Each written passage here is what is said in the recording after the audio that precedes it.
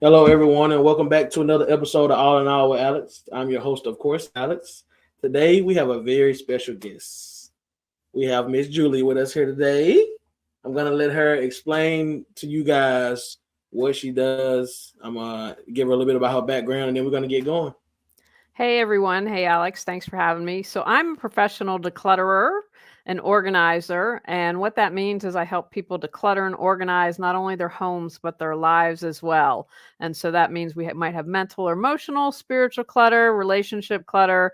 And it's about clearing that and becoming more aware and then mindful so people can create a space and home that they love and a life that they love as well. hmm Perfect. So let's get right into it. So, what inspired you to become a professional declutterer and organizer? That's the first of all, that's a mouthful to say, declutterer. It is. It is a mouthful. Well, the truth was, I had moved from Los Angeles to Raleigh, North Carolina, and I was working. My background was nonprofit director of development, and it was a crazy place. And I knew within a couple weeks, I'm like, oh, this place is nuts. But I said, I just don't want to get another job. So, what can I do that I have to make money? I'm single. I've got to support myself. I want to Mhm. make a difference in people's lives. So, what is it that I can do? And I have to have skills to do it, like I'm going to be a professional organizer. And I like to tell the story. If do you know what SCORE is? I don't know that I heard the term before. So SCORE is retired people like in marketing and business. And if you're starting a business, they will advise you for free. And so I'll never forget, I went and had these two old guys, and they're like, "You want to do what? People do that? They pay you?" And I was like, "Yeah, there was a bunch of people in this area doing it." Okay, yeah, that's interesting. Hey, you got to think people's lives are so busy. Whether they need, depending on what they need, decluttered. I mean, we all have things we probably need decluttered, whether that's our house or whether that's past you know memories or whatever the case may be. So that's definitely interesting, a pretty interesting story. So how do you feel that uh, physical clutter impacts mental and emotional well-being? Excellent question. I believe the inner reflects the outer and vice versa. So if your space is physically cluttered, it's going to create mental clutter. Like if you have a cluttered desk, that's going to tend to can create anxiety in some people. You know, they've done studies that if you have a messy desk, people think that you aren't as smart, you might be missing a promotion. So it's all related. If you have your physical clutter, like if you're jealous, if you have emotional clutter, then that can create physical clutter if you're trying to keep up with the Joneses and buying more, right? Because you want to look Instagram worthy. You want everyone to think, hey, I'm super successful. And that means having a ton of stuff that I show off on social media. So it's all related. It really does affect. And if you start to clear in one area, that helps you clear in other areas. So as you clean up that desk, that's going to help clean up your mind. Does that make sense? Yes, yeah, definitely, definitely. So like, what do you feel are some common misconceptions about people? What do you are some common misconceptions people have about declutter? Well, I hate shows that show you in 48 minute with commercials that a whole house has been decluttered. So I think a misperception is it's done like that, and I don't see the weeks behind the scenes and the team of people. So I think there's that. I think there's a misconception that you have to do it this way. If you have to do Marie Kondo. That's great. Marie Kondo wouldn't work for me. And so they think that there's like a one size fits all. And Mhm. then the other thing that I would say is that people, uh, especially for people who are stuck, they think that, they beat themselves up thinking there's something wrong with them because they can't do that. And there's nothing wrong at all. We all have different skill sets that we're good at. And, I can't do my taxes. I have to have an accountant do that. So if you have to hire someone, that's okay. Mhm. Yeah, I definitely would agree with that. You know, I'll just take myself for example. All the things that I'm doing. I think I'm probably at a point now where I'm like, you know what, I need to hire an assistant because it's just trying to do all this and then still try to, be what I mean, the man of the house provider and all that at the same time, and then do all this business ventures and all that. It's like, man, trying to do all that by yourself is just it's so taxing on the brain and on the body. Hmm. So I definitely can understand that. So, um, what do you feel are the benefits of living a more minimalist or decluttered lifestyle? Great question. You have peace of mind, right? Think about your space. If you were to close your eyes and think of a place jam full of stuff, it might be really hard to relax in that. You have peace of mind, you save money because you're not buying multiple things. You're like, oh, I need a black sweater. But if you were organized, you know you already have 5 black sweaters, right? Uh, time, the average person spends up to an hour a day looking for things. Over a lifetime, that's like 2.5 days just looking for things. I mean, that's kind of crazy when you think about it. Uh, Mhm. it will help you, if someone says, hey, I can save you money on your insurance policy, you say, fantastic. I have it right here. So let me compare the policy right now, right? It Mhm. just makes life a lot easier. Yeah. Yeah, I would agree. And then being able to see what's what right in front of your face, Hmm. versus having to search for things is definitely better. I mean, you really can't beat that, because who really wants to, if you say, oh man, I had $20 in my pocket, but I can't remember which pocket I had. Then let me search all my pockets. Like, nah, you want to have that 20? Like, okay, it was in my right pocket. I remember because I put it right beside my phone. So let me pull it out. You know what I Right. mean? Yeah. So so how do you help clients get started on their decluttering journey? Well, we start wherever they are. A lot of people come to me and they're overwhelmed and they know something doesn't that has to change, but they're not sure where to start. So what I do is I have a little assessment and ask people to fill out questions. And because I look at clutter holistically, maybe it's like, okay, we're going to start with some physical clutter, but maybe part of letting go of your clutter is saying no to someone, right? I had a client once who he was uh, repaired furniture, did antique furniture, but he was holding these 3 huge armoires in his basement. I'm like, this is where you make money. You don't hold this. We're setting up a system here for you. Let Mm-hmm. all of that stuff go. You can't hold on to other people's stuff. So again, might be saying no. It might be, what do you really want to do today? So it's just figuring out where they stuck and what are the steps that we're going to take to move forward. I like to say that awareness plus action equals change. We need to be aware that there's a problem and figure out, okay, this is how I have to change it, and then take action. And people stay stuck. I'm sure you know someone that they haven't changed their lives for years, right? Because they're either stuck and they don't know how to move forward, or they know what they need to do, but just don't take the action to do it. Mm-hmm. Yep, I would definitely agree with that. I mean, a couple people came to mind when you said it. I was like, yeah, yeah, okay, I know. You know what I mean? You try to help people out as much as you can and help them.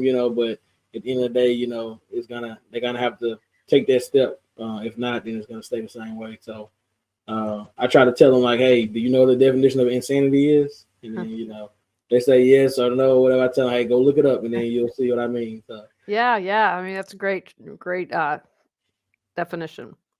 Okay, so do you have any maybe like practical tips for decluttering and organizing different areas of the home? Sure. Well, so what I would say is what's really important is figuring out where to start. And a lot of times people are overwhelmed. If you're like, Julie, my entire house, I don't know where to start. So then I always say, is something driving you crazy? Like every time you go by the living room, it's a hot mess and you get all angry. Do you have a deadline? You're just having someone come in and install cabinets in the garage, and you're going to want that clutter that removed and get the garage organized. If you aren't paying your bills on time and that's costing you money, then you're going to want to start where your office is, right? So that usually what I suggest is figure out one of those answers and say, okay, this is where I'm going to begin. And then no matter where you are, if you have multiple rooms, you stay in one room and you don't go to the next room until it's decluttered and organized. And when you get overwhelmed, write everything down into manageable chunks. So, like, I'm sitting here talking to you in my office. I'm a fan. I like to write things out because I feel really good when I cross stuff off. So, like, I would have bookcase and have 3, 2, 1 because there's shelves. And I have closet, right? And I would have the built-in. And so I would put all the little spaces within the office and then methodically go through each to declutter and then organize that completely when I'm done. A good tip is see how you can utilize space. So, for instance, in your closet, maybe you just need to change some rods around that's going to help you get more bang for your buck. Or, Mhm. storing things like behind the door, having to hang a rack to hang shoes if you have a lot of shoes and not a lot of closet space. So just being smart and being able to maximize your space. And then I'm a fan of having something to contain your clutter. So in the bathroom, I like the not a merry-go-round. I love the little containers that spin, and Yeah. because that's something that you can easily find what you need. But so one of the ways that clutter morphs is it's not contained, right? So if you've all your makeup in a little container, you'll be good to go. But if you just put it on the counter, then it morphs and it grows. Just trust me on this. It will. You'd think it won't, but it becomes clutter and it just tends to grow. So I think that Yeah. those are probably a couple quick tips to get started. Okay. Yeah. I mean, that's definitely some great ideas because we all have something. When you think about it, like, hey, you know what? I may be a little bit cluttered with that. Maybe I could do this. That'll have it a little bit more organized. But when you're living everyday life, a lot of times you're so much on the go. It's hard to sit there and think like, oh yeah, I got a little clutter going on. I might need to fix that. You know what I mean? Um, Hmm. but it's one of those things where over time, as you be able to, once you get your life a little bit more organized, then it'll be a lot easier to get your house organized sometimes as well, like depending on where you Absolutely. look at it. Right. And So, I wanted to share that 10 minutes a day equals over 60 hours in a year. So you can get a lot done if you commit to 10 minutes a day. If you can only commit to 5 minutes a day, that's still just over 30 hours. You can do a lot in that amount of time. yeah, I mean, I always say that slow motion is better than no motion. I like So, that. you can never, if you never move, you'll never get it done. But as long as you're moving at least even if you're moving at a slow pace, that's why they always say the tortoise Yeah, and the hare, the tortoise win. Stay slow and steady. The rabbit want to play around, but as long as you keep going and you keep pushing, what I mean, whether it's a slow pace or a fast pace, you're gonna eventually accomplish your goal. You know what I mean? So. exactly. And Rome wasn't built in a day. So if you've been buying stuff for 20 years, that's why I mentioned the shows earlier that drive me crazy because it's not realistic. It takes time. hmm So speaking of acquiring all those things for, like, let's say 20 years or whatever the case may be.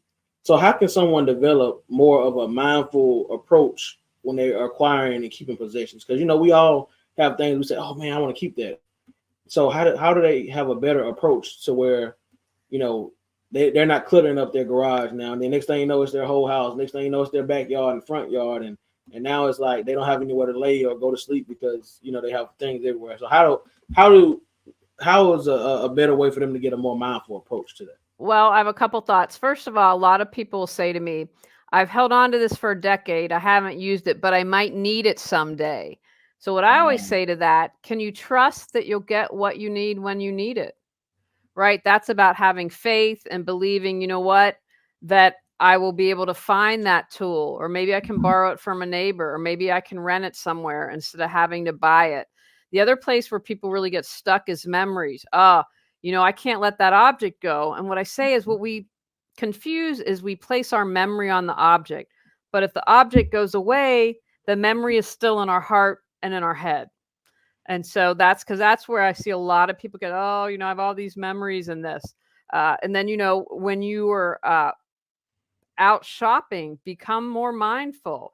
Do I need Mhm, it? Do I use it? And those are questions. Do I love it? That you can ask when you're trying to let go of things. And then mhm, can someone else get better use? I said, especially when women are trying to let go of their clothes. I'm like, women who are in battered women situations sometimes leave with just the clothes on their backs. So that is a great way for you to let go of your clothes and know that someone that truly is going to need it and be grateful for it can use it. And I'm a mhm, fan of finding a charity that you really like. And especially I'm start kids young. Let kids declutter because I've worked with adults who never learn these skills and say, hey, let's find a favorite charity for you. If I'm a fan of animal shelters, so I'm like, let's get rid of these blankets and these pillows, and I'm going to take it to the shelter. Excuse me. If there's a charity that we believe in and love, that can be another, you know what, I'm going to let this go and it's going to go to a good home and it's going to make a difference to someone. okay. Okay. Yeah, that definitely helps because I mean I would think the reasoning probably behind that is, if you have something that you love or that you embrace or that you are passionate about, you're more than likely to want to involve yourself with it. So if you have a charity that you care about more, then you're more than likely, okay, well, you know what? I don't really need this. Somebody else can use it. Let me donate it to the charity. Yeah, exactly. Okay. Okay. All right. So what role do you feel like goal setting plays in the decluttering process? Like, so if I get up every day and I say, you know what, this is my goal for today.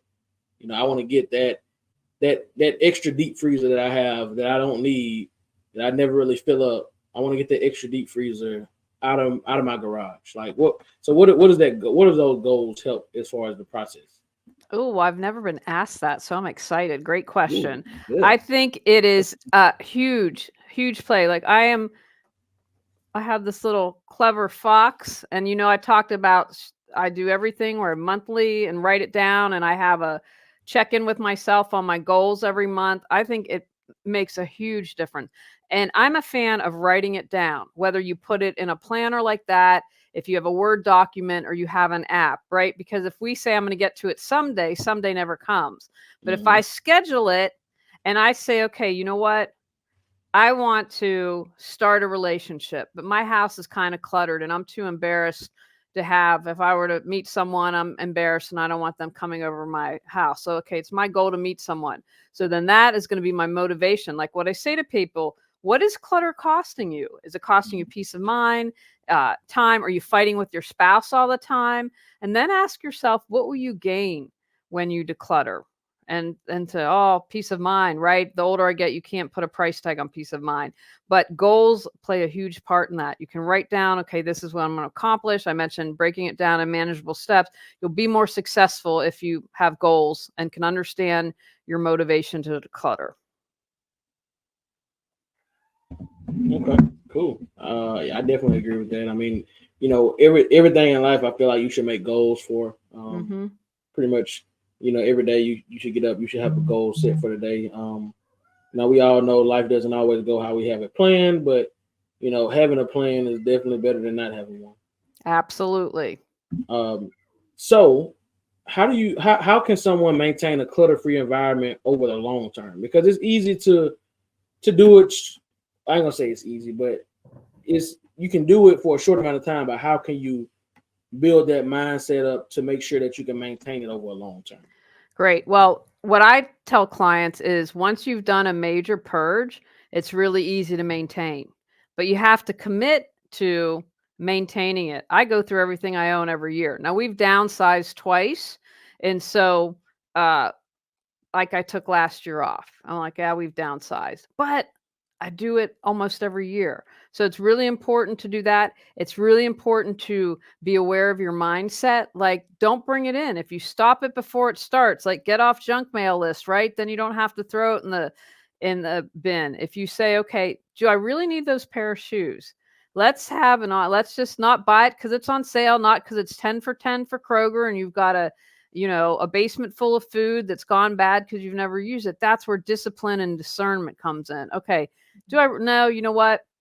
Okay. I'm not sure I really want to buy the shoes, but you know what? I'm going to sleep on it. I'm going to go home and see how do I feel when I wake up the next day. Like I'm very tactile. So I was like, ooh, let me just touch the clothes. And sometimes that's enough for me to be able to walk away. So it's stop it before it starts is the biggest thing. And then maintaining it and saying, okay, once I've done a initial huge purge, I'm going to go through everything I own and being constantly aware of that and on top of it. Okay. Okay. That's pretty interesting. Um, so what do you feel are some of the biggest challenges that people face when they are trying to declutter? I would say the biggest with people I've worked with is they feel overwhelmed, right? I've just got so much stuff. I'm paralyzed. I don't know where to start. I don't know what that first step is. And so I'd say that being overwhelmed is definitely the biggest thing. I'd say, and then sometimes people just don't know, like we mentioned, where to start. Some questions that you can ask yourself, like, where do I begin? Right. And then understanding, and you talked about goal setting, prioritizing really helps with that. Oh, this is what I want to do in my life. I want that relationship. Or you know what? I want to sit down and write a novel, but my desk is a hot mess. So finding out and understanding that motivation and allowing that to work for you.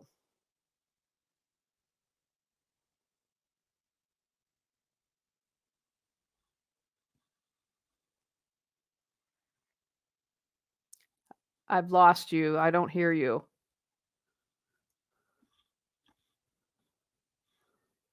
Sorry, I forgot I had muted it when I got up for a second.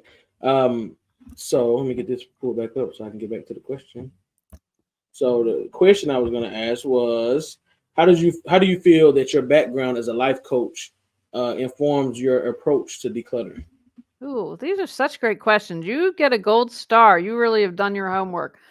I would say that it is integral to what I do. My definition of clutter is it's anything that prevents you from creating a life and space that you love, choose, deserve, and desire as well. And so it informs it because I want to look at everything holistically. When people talk about clutter, most people just talk about the physical, and I want people to see the bigger picture. Like I've mentioned, the messy desk preventing the promotion or writing the novel, or the stuffed closet preventing a relationship from blooming. And so it's Mhm. really about bringing in all those areas and having people look at clutter holistically.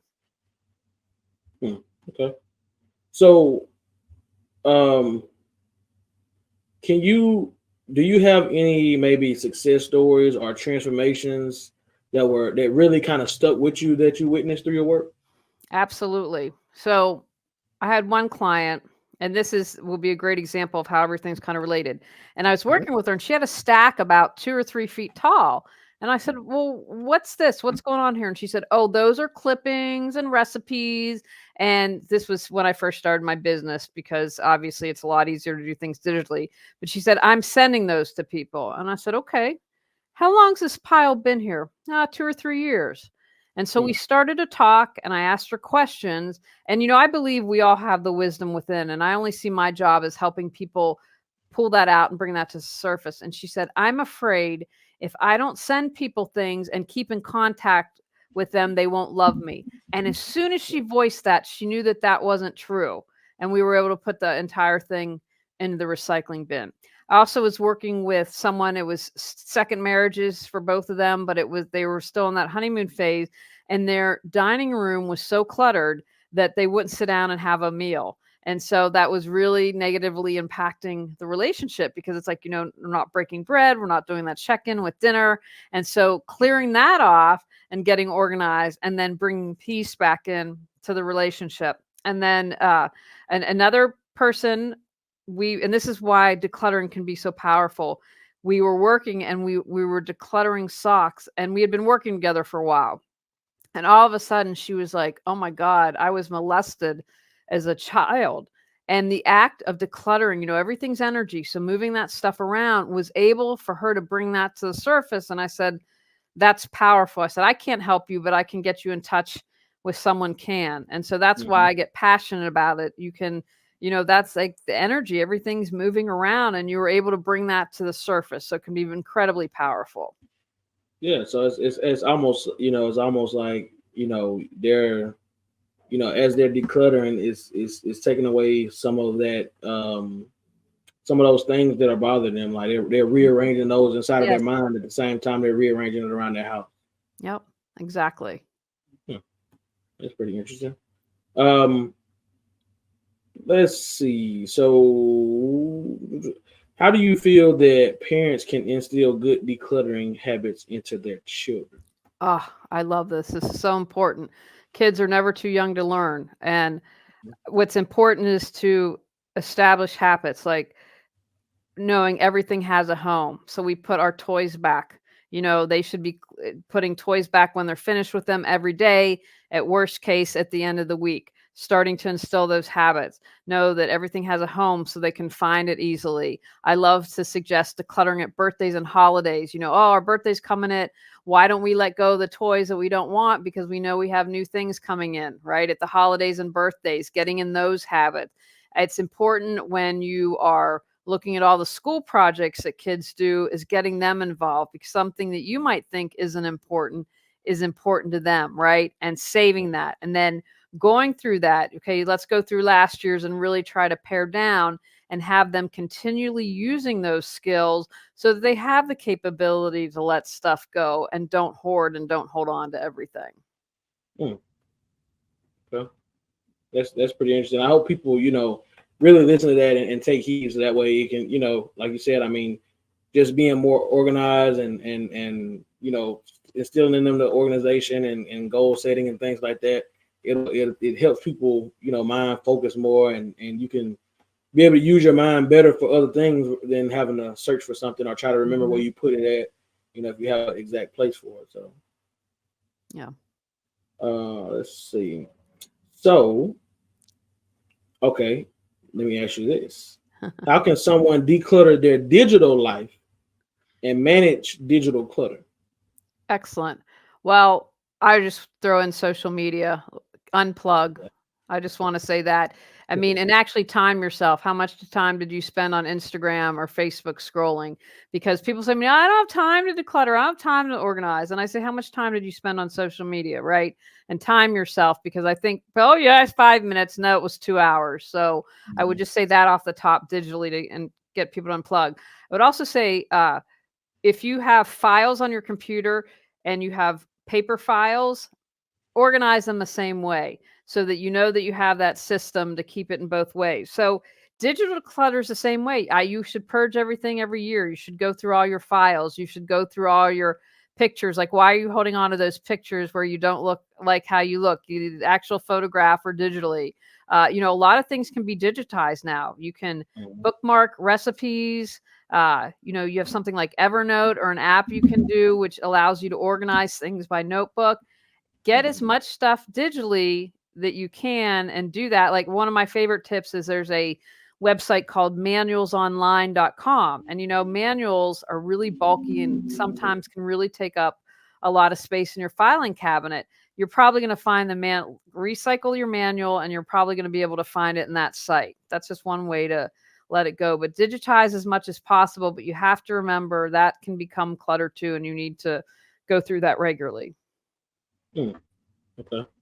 Yeah, a lot of people need to listen to that because the world is going more digital. As the days go by.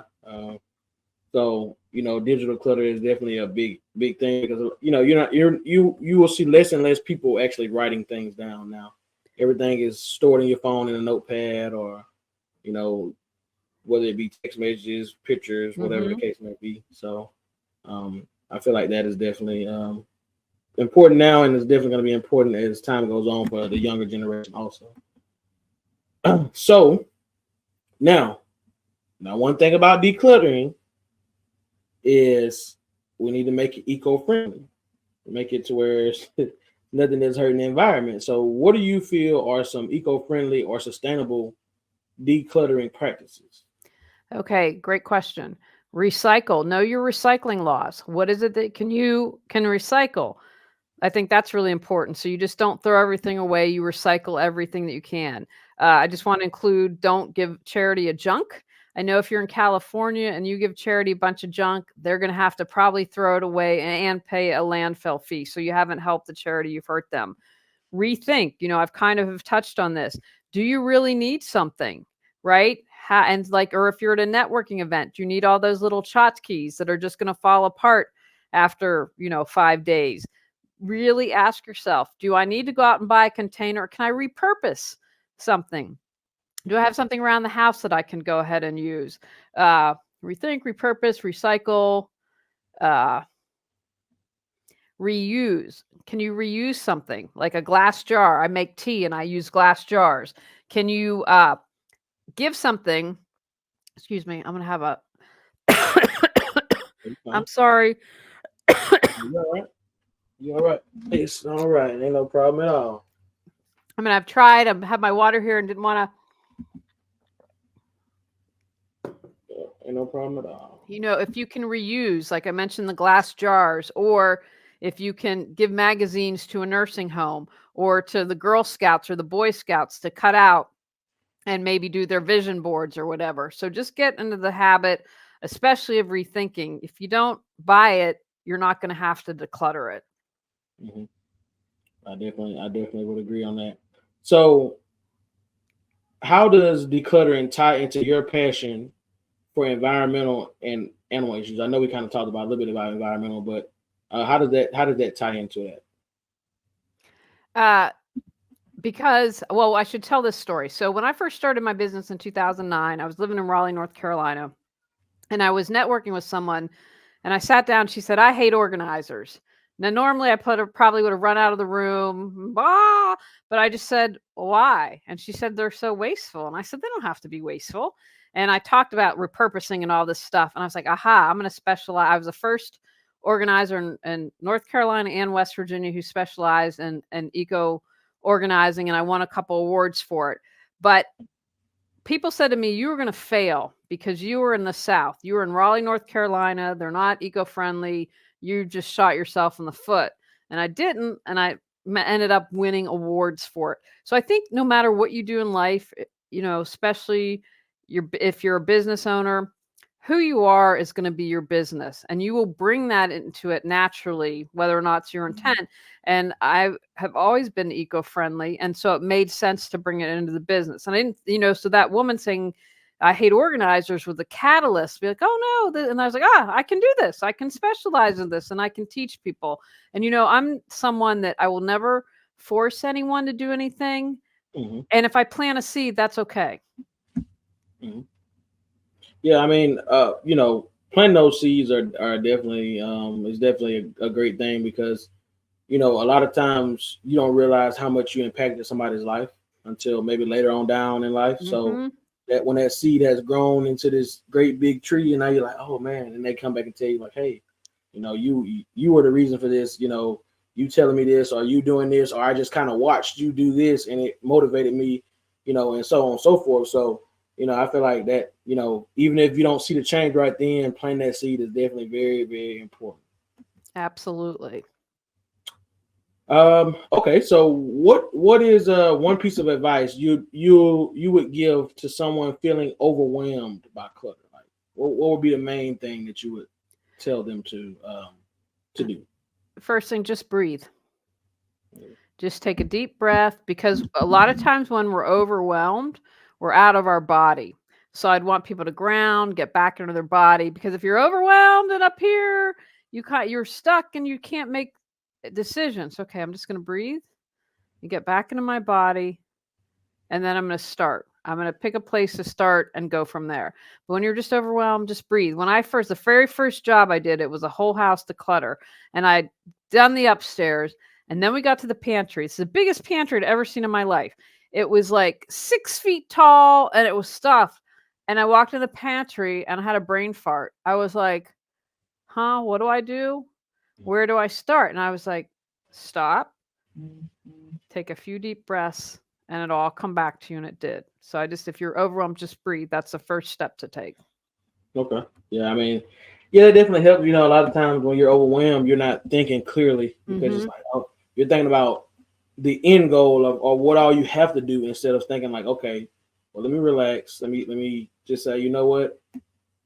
If I have 50 things to do, I can't do all 50 at once. So Yeah. let me start with, whatever is the fastest thing I can get done or the easiest thing that I can do first Mm-hmm. and start Yes. there and then, work my way to, the most difficult thing. So, alrighty. Let's say, okay. Okay. How about this one? So how was hosting the Clear Your Clutter Inside and Out podcast impacted your work? How's it impacted my work? Mhm. Well, I would say it definitely allowed me to reach a bigger audience, right? You're a podcaster, and I also do YouTube like you do. So it allows you to reach, for me, that was the biggest thing. It allowed me to reach a deeper audience. And I repurpose my things. So things that I talk about on the podcast, I made a book out of, and it Okay. inspired the other books that I did. So again, that's a different way. Not everyone can afford to work with coach or a declutterer, but you could probably afford to buy a book. And I know someone said, "I got my library to buy your book." I'm like, have at it. That makes me happy. It's going to reach more people. So that was, I'd say, the biggest impact. Okay. Yeah, and that's pretty good. I mean, and that goes to show that, like you said, I mean, to me, the book is one of those seeds because you never know whose life you can impact just by, that $5 or $10 book or how much ever the price is.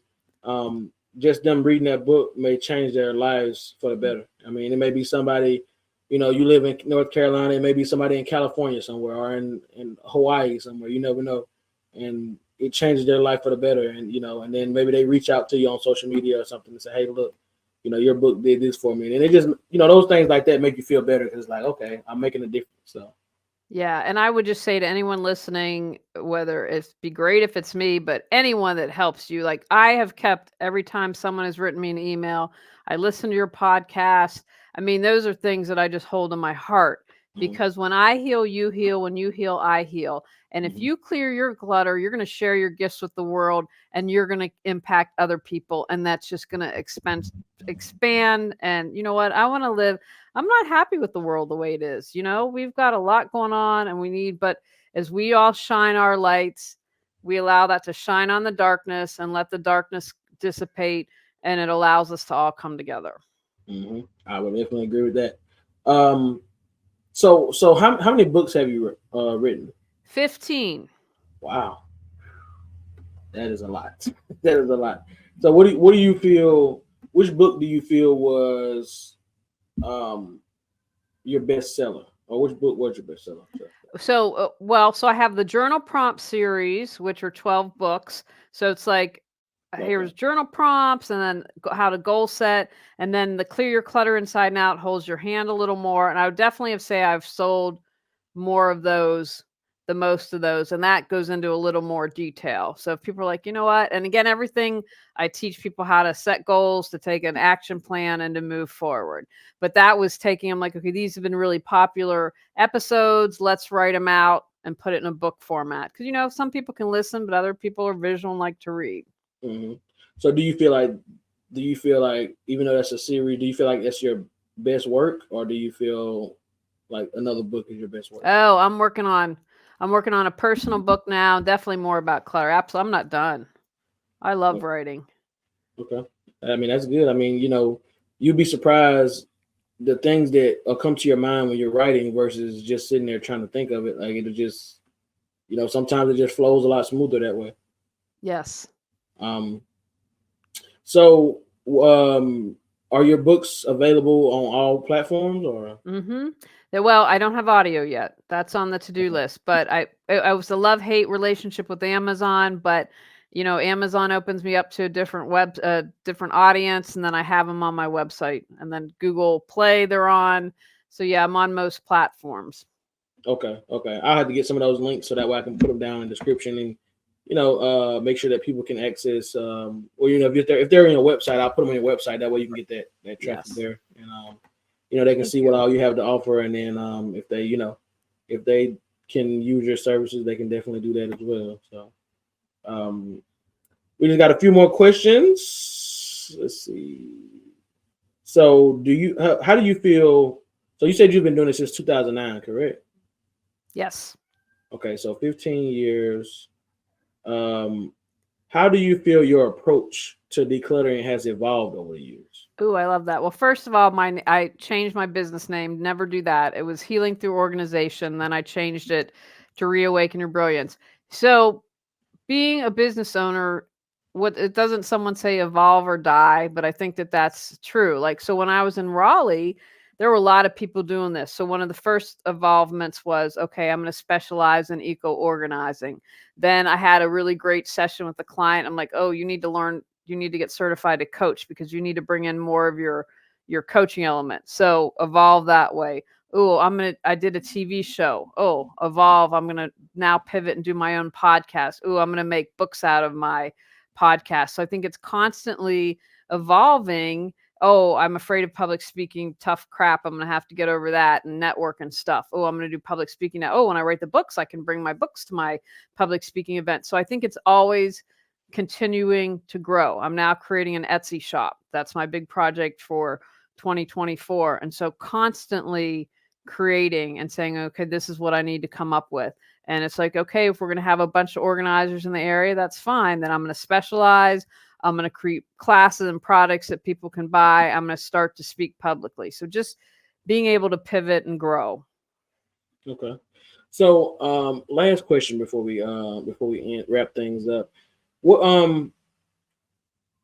do you feel is next for you in your decluttering and organizing journey? I would say the Etsy shop because that's something that I'm working on right now is a big thing, allowing me to be creative and get creative with ways to help people declutter. Um, still writing more books. I'm writing a personal book, but I'll have another journal prompt book coming out shortly. And then, so I would say that, and continue public speaking. And then the other thing is, because I'm getting older, is I'm doing less of the actual physical decluttering. I do work virtually with people, but I'm getting a little too old to be crawling around 40 hours a week. So that's the next phase of everything. Okay.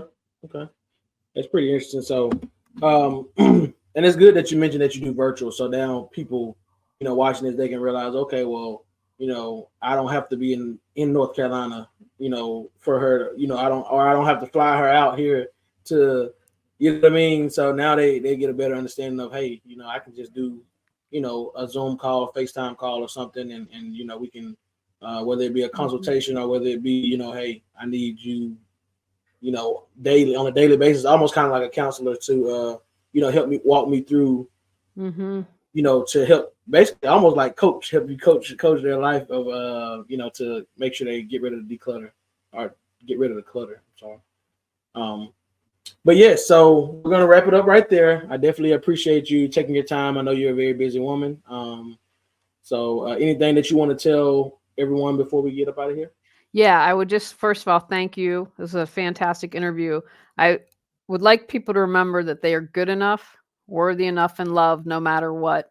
Because for me, we're either coming from love or coming from feeling unworthy, and that creates clutter. So just remember that no matter what, don't let anyone take that from you.